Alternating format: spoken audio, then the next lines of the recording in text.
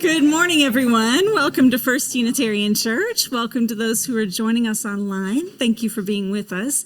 And welcome especially to our guests and visitors. It's a real joy to see you here today. I hope you'll stay after worship, have some coffee with us, and let us get to know you a little better. I do have a few announcements before we begin. First, our spring swap is to be held on Saturday, March 28th from 10 to 1. Yes, it's the same day as No Kings, so come early. Yes, it's going to be a long day for the swappers. But you can bring your items, whatever you can carry in your own two hands, starting at 9 o'clock, and then take home some goodies with you. On April 5th, that's Easter Sunday, we are celebrating the children in our community with our annual child dedication ceremony. This is during worship at 9 and 11 o'clock. This ritual is a way to welcome children and families of all ages into our congregation, surround them with love, and affirm our shared commitment to their growth and well-being. So if you'd like your children, grandchildren, the children that you care for to be welcomed in worship in this way, there's a registration link in your Torch email, or you can speak to our Director of Religious Education, Amanda Esco.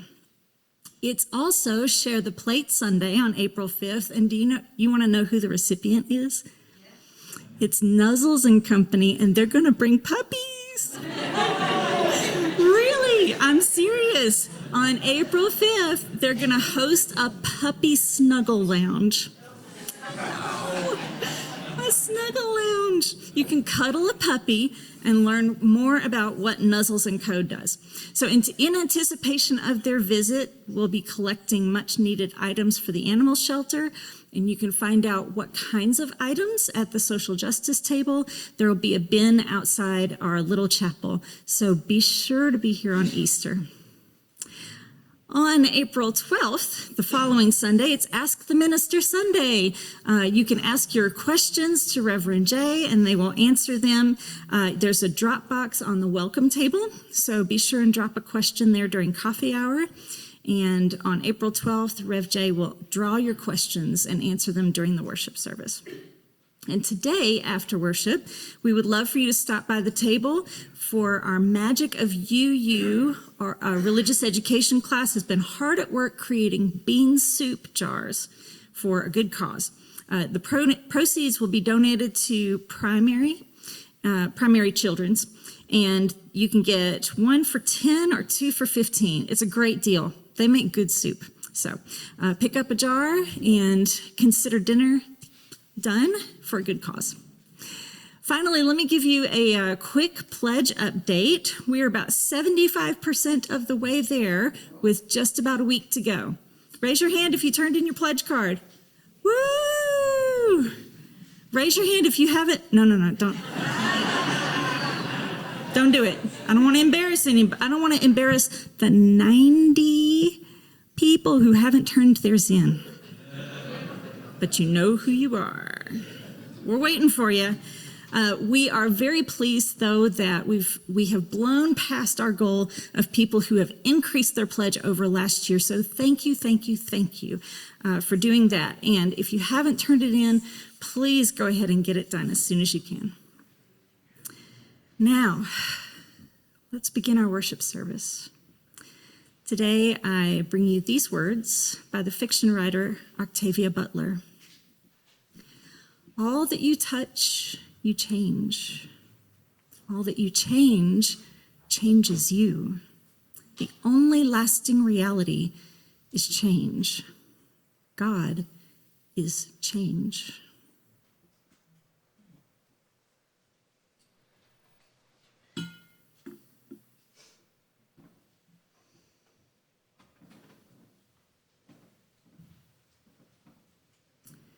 Now I invite you to rise in body or in spirit and sing with me.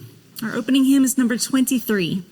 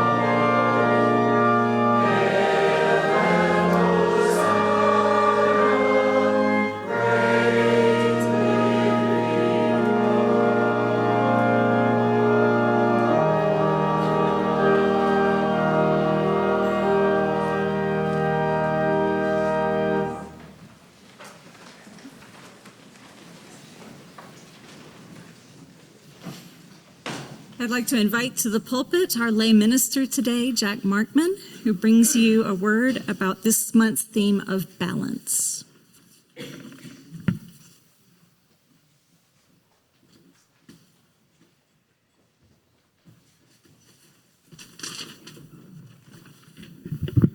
Hi.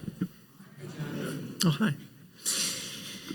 On a windy August morning in 1974, so this was a bit before my time, a young man named Philippe Petit walked across the New York City skyline. He and his friends had secretly, under the cover of darkness, rigged a steel cable to stretch between the tops of the World Trade Center towers. At sunrise, he stepped off solid concrete and walked out into the void. For 45 minutes, Petit performed an illegal and very perilous high-wire act for all of Manhattan. The spectacle was so fantastic and celebrated that it was eventually made into an award-winning documentary, a dramatized film, and a children's picture book, a book my mother owned and read to me as a child. I had mixed feelings about this book. On the one hand, it was very well illustrated and very exciting. That was reason enough for me to reread it and to thoroughly enjoy it. But it also made me a little uneasy. That is because I inherited from my father a fear of heights. Yeah, you get it. Take me more than 10 feet in the air and I would start to feel a little, On a vacation to Canyonlands, I stayed well away from the edge. On elevated observation decks, I eyed the supposedly secure metal railings with suspicion. I clutch at the side of buildings, one on ladders, and it's even a little scary up here in the God box. Just a little bit. Just a little. Get me too far off the ground, and I will feel unbalanced. So you can imagine how this image of the little Frenchman walking high up in the air made my stomach turn somersaults. I've gotten better over the years at managing that feeling. When my then girlfriend invited me to join her at the climbing gym, I ignored my gut and up I went. After some practice, I started to trust the process, just as high-wire acrobats like Petit learned to trust their lines. The difference between us is that their trust is so complete and their training is so thorough that their walk across the sky appears as natural as walking on solid ground. On the day-to-day basis, I don't have to worry much about this fear of heights. Instead, I tend to worry about a different kind of balancing act, the balancing act of a normal life. Balancing the tasks of work, family, friends, civic duty, religion, and volunteering, that sort of thing. This balance also requires a kind of deliberate intention, and while it's more familiar, it also has its risks and pitfalls. I, for one, find myself frequently contemplating very high-up questions. Will I lose my job? Do I want to work staring at a screen all day for years? Why do I only ever text my friends and family? Is this my church where I belong? Am I doing enough to fix the problems of the world? What happens if I fail? I'm sure you could add your own similar questions and musings. I doubt I'm the only one who spends sleepless nights feeling ungrounded and off balance. Laying awake, I get a familiar feeling in my gut and a spinning in my head, that dizzy fear I associate with the other kind of balance, the one that keeps us from falling. But if I can manage that feeling on a climbing wall, I can manage it here as well. Even though I'm afraid, I still try to ask those questions to climb up and get an elevated look at what's most important in my life.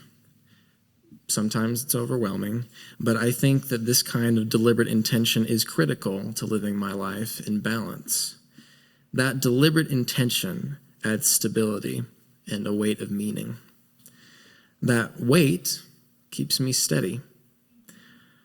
Incidentally, on his walk, Petit carried a 50-pound balance rod to give him stability. Yeah, it was heavy. This is because the more of you there is, the harder you are to move. Remember, it was Wendy. For me, this is more, and for us, day to day, that more about being where we are, who we are. It's more than just trying to stay busy. It's about deliberately existing in the world. Many asked Petit why he would do what he did. Maybe because he was an artist, or French. Hope there's no one French in the audience. He never seemed to understand the question. He walked to walk. That was just who he was. And though that high wire still makes my stomach turn, I can't help but admire someone who lives so deliberately and beautifully. In my own life and in my own small way, walking with my own big questions, I hope I can do the same.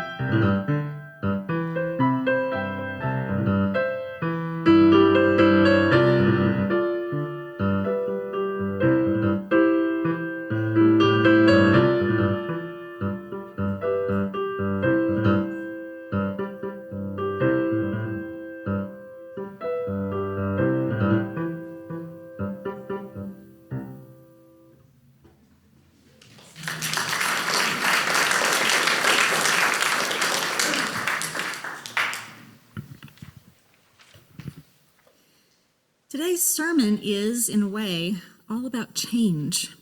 So I invite you now to join me in meditation as we take a moment to notice where change is happening in our lives. You might close your eyes if that feels good and safe. Turn your attention to your breath. Find where it is and what it's doing today. Become aware of your body, where it's located in space and time. Become aware of this moment as it becomes the next moment, and the next, and the next.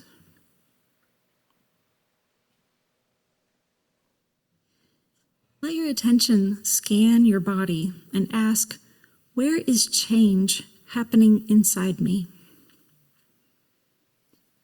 Let your imagination become aware of your fingernails and hair growing. Maybe your breakfast being digested, the caffeine and morning meds working their magic. Which parts of your body are growing or shrinking?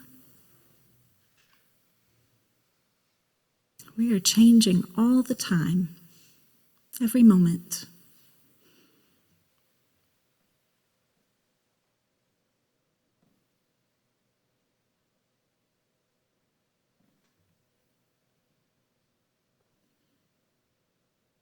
Now let your mind gather your relationships before you and wonder, how are my relationships changing? Which relationships are becoming deeper, more meaningful? Which ones are becoming more distant? Are there relationships changing in undefinable ways? No judgment, just curiosity.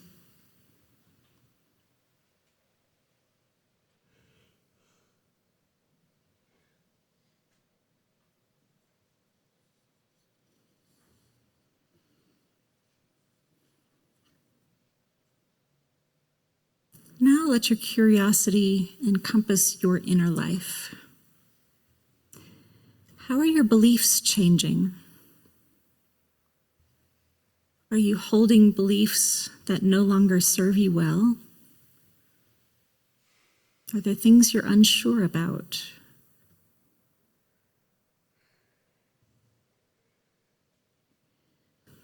What about beliefs that seem more true or important the older you become?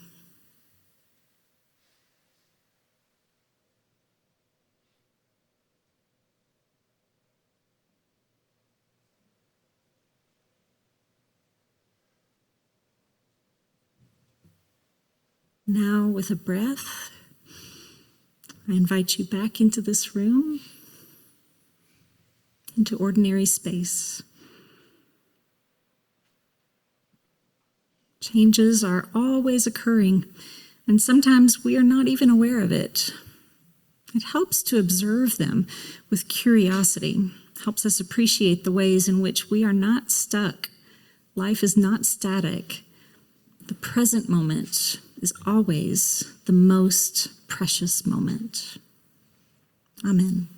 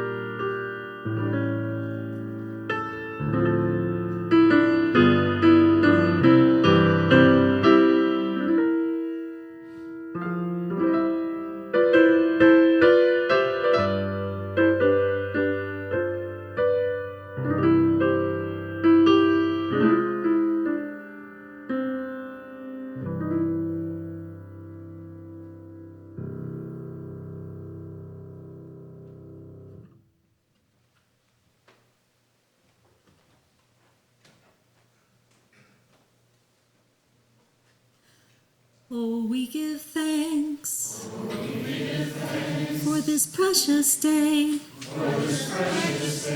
for all gathered here, and those far away, for this time we share, with love and care. Oh, we give thanks for this precious day. I'd like to invite forward one of our members, Traci Covey, who will share a few words about why she gives to our church.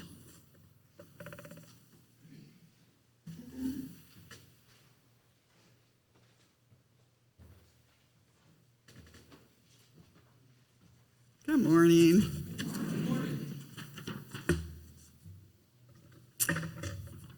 I'm relatively new here, so I'm fairly certain that the majority of you have been attending this church much longer than I have. When my friend Virginia invited me to join her at the group meditation here one Sunday, I immediately said yes and loved it, still do. When it came to attending a church service, however, I was hesitant. I've never been much of a churchgoer, but when I walked into this sanctuary and saw some familiar faces, I thought, maybe these are my people. I started coming every Sunday after that, and my weekends and my life in general have been immensely enriched ever since. It only took me about 6 months to know I was committed, so I signed the book and became an official member. I found my people. I give to First Church because I enjoy this community. I love the intelligent, thoughtful, and meaningful sermons given by Reverend Jay and Reverend Monica. I enjoy the personal stories shared by our lay ministers. I give because I find joy in the live music that David offers us each Sunday. I enjoy the beautiful singing voices in both of our choirs, our adult and junior choir, and that we invite musical guests to perform, and the wonderful performance by Ed today. I appreciate that we generously share our plate to offer support to organizations that are doing good things in our larger community. I love knowing that all of us who come to this church share common values. So I know that each person I meet here is a friend, no matter what else we may or may not have in common. I believe in what this church stands for, and for all the generous and meaningful ways we, together with our compassionate teams, continue to give to our broader community. Working to save our environment, to defend our freedom and justice, for example, and to help those in need. This church is a gathering place where we, like-minded people, can come together to share unconditional love, kindness, and hope. I give so we all can continue to expand our hearts and minds together. I give so there will continue to be a physical space here for you, for me, and for anyone else who walks through the door and thinks, maybe these are my people.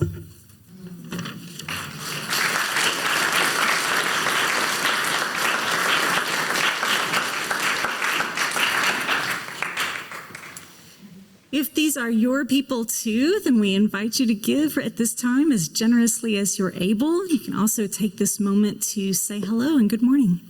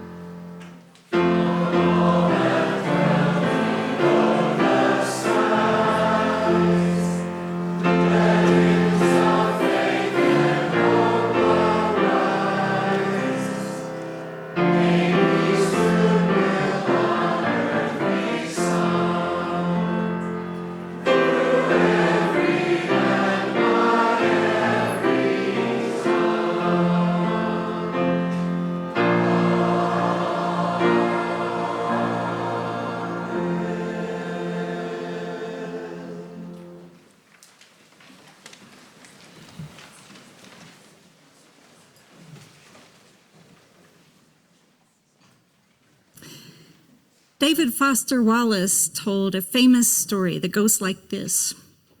There are these two young fish swimming along, and they happen to meet an older fish swimming the other way, who nods at them and says, "Morning, boys, how's the water?" And the two young fish swim on for a bit, and then eventually one of them looks over at the other and goes, "What the hell is water?"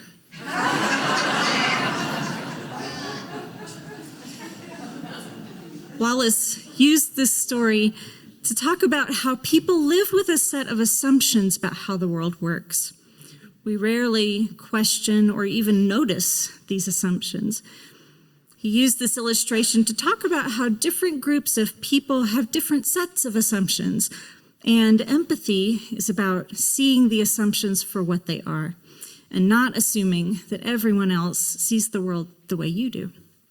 But I'm going to put Wallace's story to a slightly different use, to think about a very specific set of assumptions, our assumptions about the nature of reality. For example, we might be baffled by the flat earth movement, but actually it takes a little work, doesn't it, to perceive a round earth? Our senses tell us that the earth is flat because the ground we walk on is more or less flat. We have to shift our perception somehow to really see it as round. For example, flying in an airplane where you can very easily see the curvature of the earth, or looking at a photo of the earth as seen from space, or simply imagining the roundness of the enormous planet beneath us. And actually, there's another one, the fact that we can think of a planet beneath us. It takes some work to perceive that we are actually sticking out from the earth into space. It takes work to remember that north is not really up from a cosmic perspective. There is no up in space. Or think of the atmosphere. It's way out there, right? Actually, you're breathing it right now. The atmosphere isn't out there, it's right here. This way of thinking about the water we swim in is our cosmology. It's our way of understanding the nature of the universe, where it came from, what it's made of, what it does, what's our place in it. This has been a foundational concern of religion since humans could understand ourselves as part of a larger whole. We sought to understand what that means and what it implies about how we live and how we ought to live.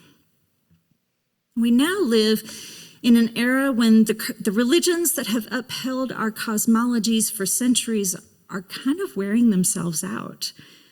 Their worldviews no longer make any sense when set against modern science and philosophy. Human religions are not good at adopting new cosmologies. It's kind of like trying to pick up a house and replace the foundation and then set the house back down. Thus, a rising tide of reactionary conservatism around the world may seem to drag us all back to a more primitive era of denying both science and history. People are giving up ground in equality and freedom to gain the safety of a cosmology that feels safe, predictable, and familiar. It might be easy to see a trend like that as a shocking resurgence of a kind of primeval pre-Enlightenment religious period. But I often wonder if we're not actually witnessing the last gasps of that kind of thinking, or perhaps the threshold of a completely new iteration of religion. I don't believe that the world really needs new religions, but I do believe that humans need religion. If religion is defined as meaning-making in community, apprehending mystery in community, defined this way, religion is a human right. And Unitarian Universalism proves that religion doesn't have to rely on a single set of scriptures or a God figure to be coherent and meaningful. And yet, Unitarian Universalism often finds itself borrowing from the world's great religious traditions for meaning-making because we do not have a unique cosmology to explain why things are the way they are. Many UUs have left behind the notion of God, many with good riddance, but there are also many UUs who feel a pull toward a divine presence that they don't have any language for. They resonate with some scriptures that speak of a God that feels real, but they will leave God behind if it means accepting all the oppressive systems that come along for the ride. So what if there was a theological system that provided a religious cosmology that upended our assumptions and presented a new way of thinking about the spiritual nature of reality? It gave us new metaphors to describe the way reality is built and offered a new way to understand God that didn't close off scientific discovery or accept oppression of other people or the devastation of our world. There is such a thing. It's called process theology, or sometimes process relational theology. So process theology started out as more of a metaphysics, developed by an English mathematician named Alfred North Whitehead. Whitehead was a scholar at Trinity College, Cambridge, and a colleague of Bertrand Russell, with whom he wrote a mathematics treatise, which is considered one of the most important books of the 20th century. Whitehead's writing is notoriously difficult to understand. And so a lot of the literature about process thought is from writers not really trying to say anything new, but just trying to decode Whitehead, which I think is the reason why process theology hasn't caught on more. I think people would really like it if they could understand it. So let me share with you the little I do understand about it. Whitehead argued that reality consists not of material objects, but of processes. Doesn't sound like much until you realize that by arguing thus, he completely upended Descartes. whose idea of mind-body dualism had been accepted science for 300 years. For Whitehead, it didn't matter if a so-called object was of the mind or body, because it wasn't actually an object anyway, but a process or an event. Whitehead and his interpreters would then go on to upend pretty much all of religious philosophy by extending that argument to say that people are processes and that God, too, was a process. Whitehead had been an atheist his whole career, but as he developed his ideas, he found that he could only describe ultimate reality using the word God. His scientific views therefore naturally took on a theological character. So, here are some of the basic principles of process theology. First, God is change. This is maybe the toughest hurdle right up front, the idea that God is not a being, but a process. So rather than saying that God controls or directs change, God is the change. When we observe things changing in the universe, that is how we witness God at work in the universe. And according to process thought, everything is always becoming. So therefore, God is everything and in everything. Second, God is an attractive process. Process theologians would say that God lures us toward God with beauty. Now here, beauty can be interpreted in different ways. Loveliness, goodness, wholesomeness, interest, curiosity, and so on. It's important to say that that doesn't mean that God isn't in what is ugly or evil, but it indicates that God is transforming what is ugly. When we are focused on God, we are focused on the transformation toward the good and the beautiful. Third, God is learning, and God is oriented toward novelty, toward the surprise. In this theological system, God is not in control. There's no grand plan. God doesn't know what is going to happen. Rather, God may be becoming in any number of surprising ways. That means we cannot predict what will happen. Anything could happen. That's hopeful for two reasons. First, it means that we have radical free will. God is not a being, so God cannot solve or fix anything for us, but God is not making us do or preventing us from doing anything either. And it also means that because anything can happen, and God is oriented toward the unexpected, we can't predict how the future will turn out. It's true that history rhymes, but also there's always the opportunity for things to turn out differently. And finally, all processes are related to each other in real time, including the processes called you and me and everyone who exists. Love is not a feeling, but an orientation toward this interconnected web of processes. We might feel any number of things, but if we love, it means we are taking actions that assist in the flourishing and becoming of the world.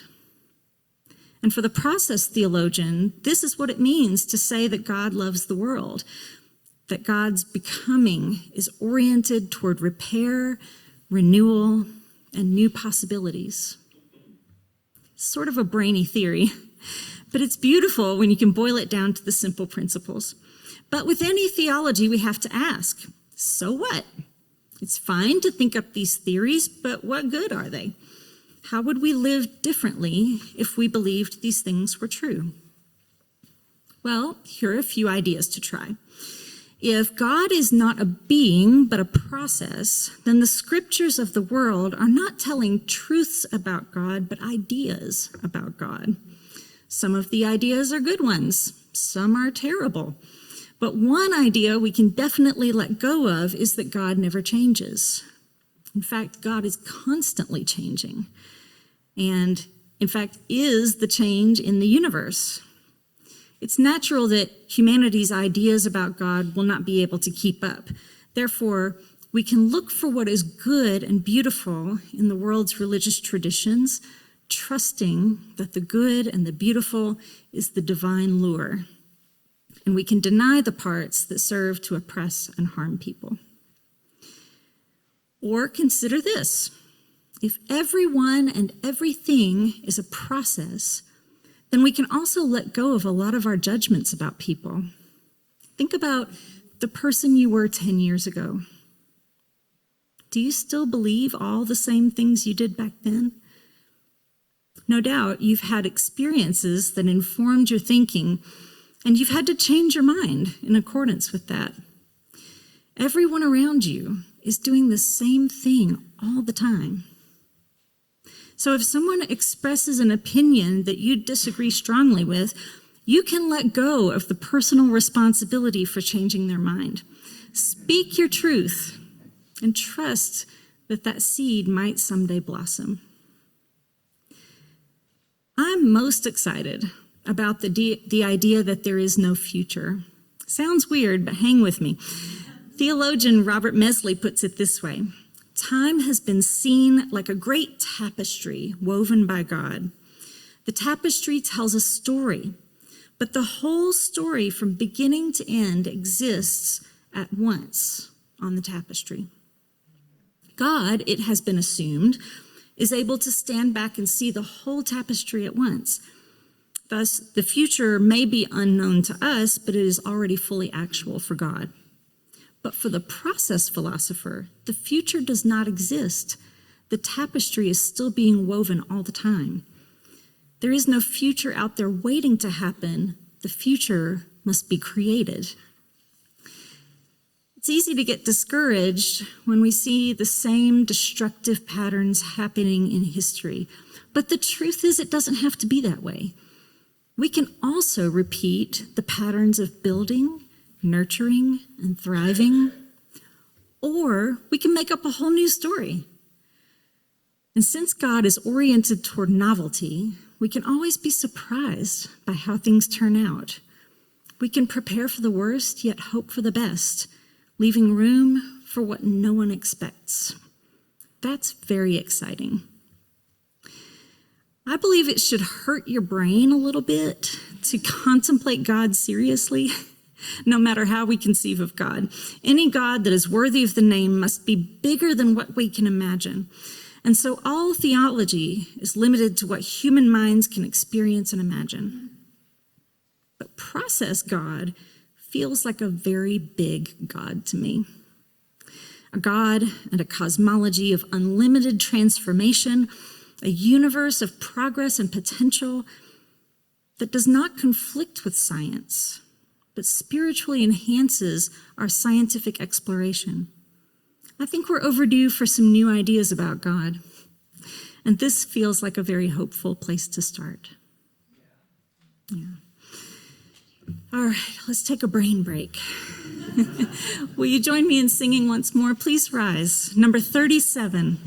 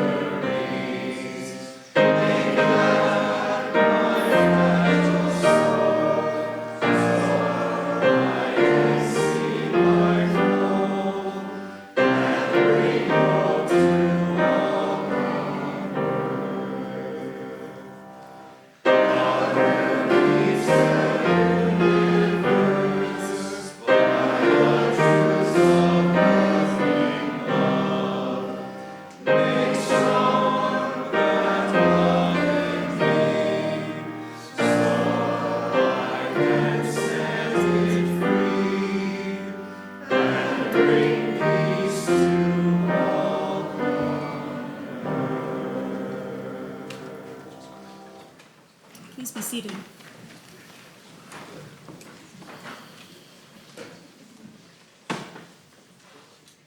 Our closing words today are by my colleague, the Reverend Tom Shade.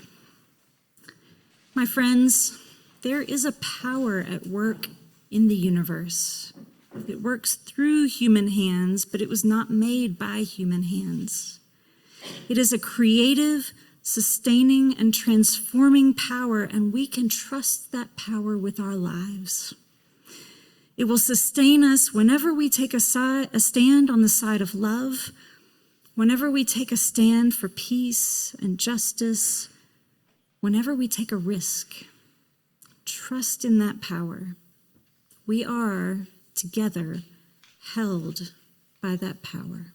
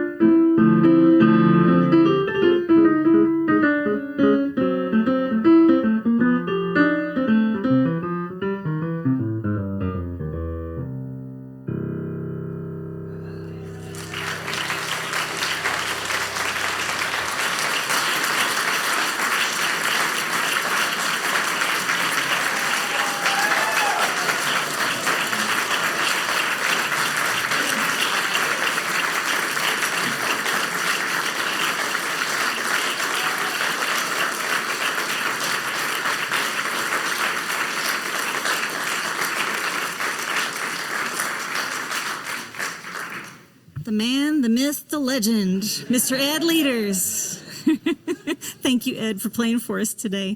Friends, it's been so good to see you and spend this hour together with you. I hope you'll stay and have some coffee and pick up some bean soup so you've got dinner covered. And we'll see you next week. Thanks.